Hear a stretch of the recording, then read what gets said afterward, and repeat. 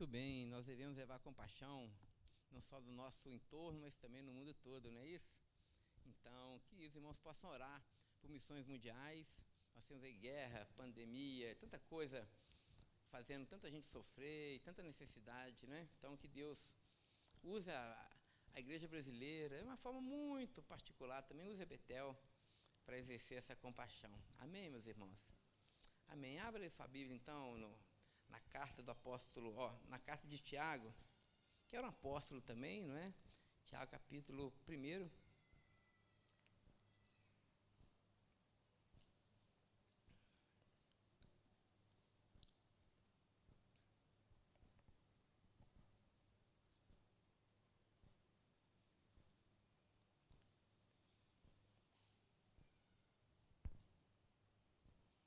Nós vamos fazer a leitura já a partir do verso de número 2.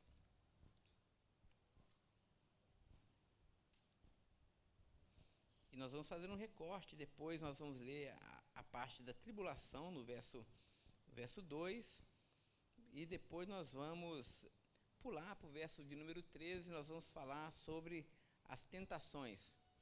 A nossa aula hoje, nosso objetivo hoje é estabelecer uma diferença entre tribulação e tentação, a partir da teologia aqui de Tiago e também a partir da teologia bíblica de um modo geral. Então, capítulo 1, verso 2, Tiago vai escrever: meus irmãos, a vida de vocês está cheia de dificuldades e de provações? Então considerem isso motivo de grande alegria, porque quando a sua fé é provada, a perseverança, quando a sua fé é provada, a perseverança de vocês tem oportunidade de crescer.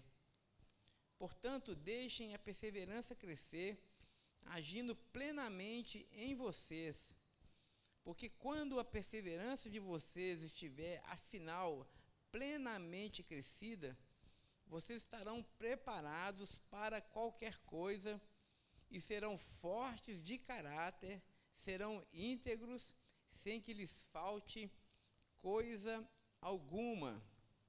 Verso de número 13 agora. Quando, porém, alguém for tentado, nunca diga: essa tentação vem de Deus, pois Deus nunca pode ser tentado pelo mal, e Ele próprio a ninguém tenta. Mas a tentação vem da fascinação dos próprios pensamentos e desejos maus do homem. Outra tradução diz, vem da nossa própria cobiça. Esses maus pensamentos levam ao pecado, e quando o pecado é consumado, leva à morte. Portanto, não se deixem enganar, queridos irmãos, mas tudo quanto é bom e perfeito vem de Deus, o Criador de toda a luz, e que resplandece para sempre, sem mudança e também sem sombra. Senhor, muito obrigado por essa manhã de estudo já tão abençoada. Senhor, nós mais uma vez te pedimos a tua bênção e a tua direção para o estudo que nós teremos. Fala conosco, é nossa oração, e oramos no nome de Jesus. Amém e amém. Irmãos, é muito curioso ver que na Escritura, de um modo geral, mas aqui em Tiago, e também muito presente na carta do apóstolo Pedro, a primeira carta do apóstolo Pedro, essa recorrente afirmação, de forma até imperativa mesmo, dizendo que nós cristãos devemos ficar muito felizes, muito alegres, não é? Quando nós passamos por tribulação, quando nós passamos por lutas. É muito interessante isso, porque se a gente for observar, puxa vida, como é possível nós nos alegrarmos passando por tribulação? Quem é que gosta de ter o coração espremido, a alma apertada? Quem gosta de passar por algum tipo de enfermidade, passar por cirurgia e tudo mais? Mas é justamente isso que tanto o Tiago fala, como Pedro também nos ensina. O apóstolo Paulo também, repetidas vezes, ele faz essa ligação entre tribulação, entre sofrimento e propósito de Deus e regozijo, né? Então, que coisa é essa, né? Por que nós devemos nos alegrar? Mas antes da gente tentar responder essa questão, que é fundamental para nós, eu queria, nessa manhã, estabelecer uma diferença essencial entre tribulação e tentação. E eu acho que isso é muito importante, porque às vezes a gente confunde os termos, né? A gente não sabe quando a gente está passando por tribulação, se aquilo é uma tribulação, se aquilo é uma tentação, né? Então, se existe distinção entre tribulação e tentação, que distinção é essa? Como discernir se eu estou sendo tentado ou se eu estou sendo provado por Deus? Então, nessa manhã nós vamos ver aqui algumas diferenças básicas desses dois eventos na vida do cristão. Primeiro, em relação à própria fonte dessas duas realidades. A primeira, a tentação tem como fonte, biblicamente falando, o próprio Satanás e também a nossa própria cobiça. Nós sabemos que Satanás é o tentador por excelência, não é assim? Ele tentou os nossos primeiros pais ali no Jardim do Éden, e depois tentou Jesus ali também no deserto. Ele é conhecido na teologia bíblica como o tentador, não é? Então, Satanás é o tentador, então a tentação vem de Satanás e também vem da nossa própria cobiça. Tiago vai dizer isso aqui, que nós somos tentados a partir da nossa própria cobiça. E é muito legal quando Tiago usa essa expressão. Para a turma daquela época, que era pescador, sabia o que Tiago estava dizendo muito bem, porque ele vai usar algumas expressões aqui de pescador, que é a ideia de atrair e seduzir. Lá no grego é isca. E aí o pescador sabia muito bem o que isso significa. É como se a cobiça fosse esse anzol da nossa tentação, e nós sentimos atração por aquela minhoquinha que fica balançando no anzol, sabe? E aí aquilo nos atrai, nos seduz, e a gente mesmo sabendo que é perigoso, a gente abocanha aquele anzol e fica fisgado. É isso que Tiago está dizendo. E uma vez fisgado, aí nós somos arrastados por aquilo. Nós somos aprisionados na tentação. Então, a ideia da tentação é justamente essa, de um anzol com uma isca atraente, e nós somos seduzidos e atraídos por aquela isca, mas quando nós abocanhamos aquele anzol, a gente acaba ficando preso ali. Então, a fonte da tentação são duas: é o próprio Satanás, o tentador, biblicamente falando, e a nossa própria cobiça. Isso significa, irmãos, que muitas vezes quando a gente cai em tentação, às vezes Satanás não tem nada com o processo. É algo dentro da gente também. Nós temos em nós uma tendência também ao pecado. Satanás aproveita e potencializa a tentação, mas muitas vezes a tentação se origina a partir dos nossos próprios desejos pecaminosos. A aprovação não. A fonte da aprovação é o próprio Deus. É Deus quem prova o seu povo. É Deus quem envia tribulações para o seu povo. Então, Deus é aquele que é a fonte das nossas provações. E é muito interessante porque às vezes acontecem as duas coisas no mesmo processo, no mesmo momento. Ao mesmo tempo, é possível você ser tentado e ser provado por Deus dentro da mesma situação. Um exemplo clássico disso é de Jó. Os irmãos se lembram de Jó? Sim, não é? Nós temos ali Jó, para quem não conhece. Satanás aparece ali, começa a conversar com Jó, e Satanás fala com Deus o seguinte: olha, o Jó está aí, mas ele te serve porque ele tem tudo. E Satanás pede permissão a Deus para tentar Jó. E qual era a tentação que Satanás queria estabelecer com Jó? Ele queria arrancar tudo de Jó, para que Jó blasfemasse contra Deus. Essa era a tentação. Jó vê que foi arrancado dele filho, dinheiro, saúde e tudo mais, e ele pudesse então blasfemar contra Deus. Mas ao mesmo tempo, Deus permitiu que aquela tentação de Satanás fosse uma provação para Jó. Porque Deus queria não que Jó fosse destruído e caísse no pecado, mas Deus queria que Jó não conhecesse a ele simplesmente de ouvir falar, mas que agora os olhos dele pudessem contemplar o próprio Deus, não é assim? Então olha só que coisa interessante, irmãos. É possível que de forma simultânea nós passemos por um processo de tentação, cuja a origem é a nossa própria cobiça, e também o próprio Satanás pode estar por trás tentação, mas também é possível que Deus esteja no frigir dos ovos, por trás de tudo, nos provando, justamente para ver onde está o nosso coração, e também com o objetivo de nos revelar mais da sua própria pessoa e do seu próprio caráter. Então, essa é uma distinção muito interessante, e essa conversa entre tentação e provação também é muito interessante, essa simultaneidade, né, de tentação e provação dentro do mesmo evento. A segunda distinção que eu queria fazer nessa manhã é em relação à tentação e a provação na sua duração. A duração da tentação, ela é ad infinito. A tentação é permanente. Por isso a necessidade que nós temos continuamente de vigiar. Irmãos, nós somos tentados todos os momentos. Quando você está sozinho na sua casa, quando você está assistindo televisão, quando você liga o computador, quando você vai dormir, quando você está na roda dos amigos, quando você está no trabalho, quando você está em uma situação que você tem uma oportunidade de fazer algo errado, em todo tempo, em todos os locais, na igreja, seja onde você estiver, a tentação está sempre batendo na nossa porta. É por isso que nós temos que continuamente estar vigiando, gente. E isso é muito importante, você saber dessa onipresença da tentação, porque isso deve nos deixar sempre dependentes de Deus. A gente não pode brincar com o pecado não, meus irmãos. Né? Lembra lá da iscazinha? A gente não pode brincar com o pecado, porque ele vai nos levar à morte, e a tentação está sempre presente na nossa vida. Então, vigiar é fundamental se nós queremos agradar a Deus. Então, você deve se desfazer de tudo aquilo que leva você a uma situação de tentação. Se você sabe que você é fraco naquela área, não dê milho para bode. Minha mãe falava isso. Fulano deu milho para bode. Né? Não sei nem o que isso significa. Nem sei se bode come milho. Come, né? Come. Então, você dá milho para bode, o bode vai comer milho. Então, se você tem uma fraqueza, não brinque com isso. Se a sua fraqueza é homem, é mulher, é um relacionamento errado, não brinque com isso.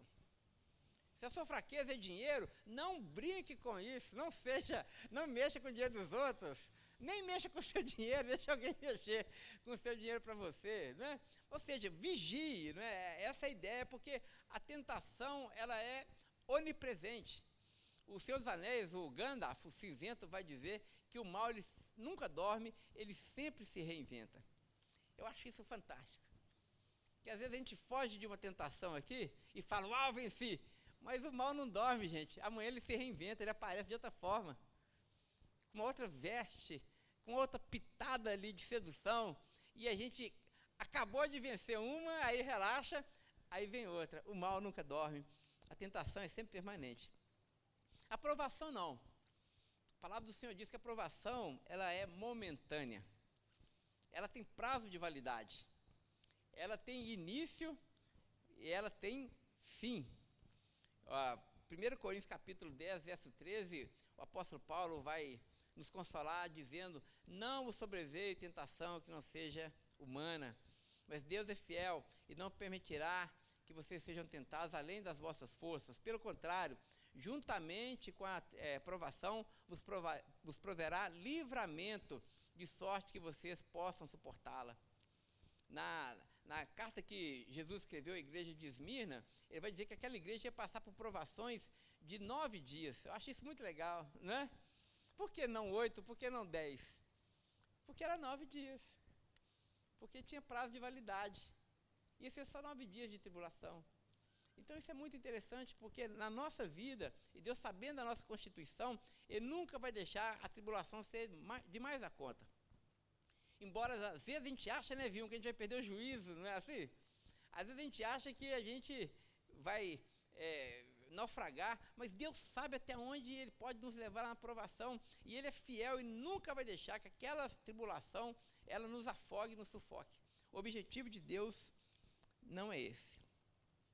Outra diferença essencial, a terceira diferença, é em relação ao ponto focal de cada um deles.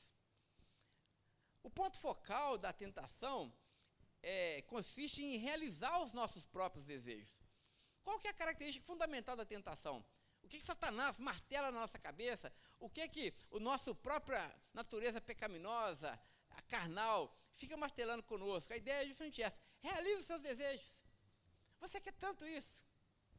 Olha como é legal, como é gostoso, como é prazeroso. Ninguém vai descobrir, né? É só um pouquinho, não faz mal. E aquela tradicional vozinha assim, ora, isso não tem nada a ver. Porque está todo mundo fazendo, não é assim? Seus amigos fazem, todo mundo faz. Vai lá, realiza o seu desejo. Você também merece ser feliz. Então, vai e faça. O ponto focal da tentação é sempre a realização dos nossos próprios desejos. Agora, o ponto focal da provação, meus irmãos, não é a realização dos nossos desejos, mas é a realização dos desejos de Deus. Deus deseja que nós desejemos aquilo que Ele deseja. E Ele deseja que nós nos submetamos à sua vontade. Então, o que está em jogo na provação não são os nossos desejos, mas o desejo de Deus. É a vontade de Deus para nós. Irmãos, e muitas vezes, a grande maioria das vezes que nós erramos, não é porque nós não conhecemos o desejo de Deus para nós. É porque nós não desejamos os desejos de Deus para nós. Nós desejamos os nossos próprios desejos. Nós desejamos a nossa própria agenda. Nós desejamos satisfazer os nossos próprios prazeres. Mas a ideia aqui da provação é que nós aprendamos a desejar os desejos de Deus para nós. E aqui eu quero tocar num ponto muito interessante da tentação e da provação, que é justamente essa ideia de liberdade. Porque o objetivo da provação, meus irmãos, é nos tornar livres. Mas o objetivo da tentação é nos tornar escravos dos nossos desejos. A provação vem na vida do cristão para libertar o cristão. A tentação vem na vida do cristão para escravizá-lo novamente nos seus pecados. E aqui eu lembrei, estudando lá, eu lembrei do Kant. Kant tem uma frase no Crítica da Razão Pura, ou a Crítica da Razão Prática, um dos dois. Ele tem esses dois livros, é um dos dois. Mas ele diz assim, eu me lembrei da frase, ele vai dizer, o que é liberdade? O que é liberdade? Um ponto fundamental na filosofia kantiana. Ele vai dizer assim, liberdade, olha só que legal, é ter o poder de deixar de fazer aquilo que você quer e fazer aquilo que você não quer. Vou ler de novo. O que é liberdade para Kant? Liberdade é você receber o poder de deixar de fazer aquilo que você quer. Ou seja, você está sendo tentado, a tentação tem a ver com a sua cobiça, com aquela sua fraqueza, aquele seu desejo de rebelião contra Deus, e você é tentado aquilo, e a tentação fala justamente assim, olha, seja livre, faça isso. Mas o Kant vai dizer o seguinte, que liberdade não é quando você faz, porque quando você faz, você está sendo escravo dos seus desejos. Liberdade é quando você deixa de fazer. Deu para entender? Liberdade é quando você deixa de fazer aquilo que você quer e tem o poder de fazer aquilo que você não quer. É a ideia da cruz. Jesus falou, olha, negue-se a si mesmo, tome a sua cruz e me siga. Quem aqui quer seguir Jesus? Se a gente quer seguir Jesus, a gente tem que deixar de fazer aquilo que a gente quer, gente. A gente tem que renunciar aos nossos desejos.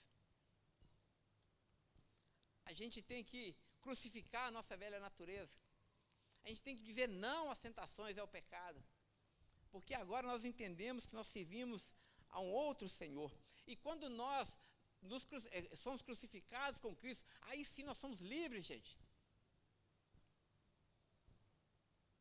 Liberdade não é ter o poder para fazer, liberdade é ter o poder para fazer e não fazer.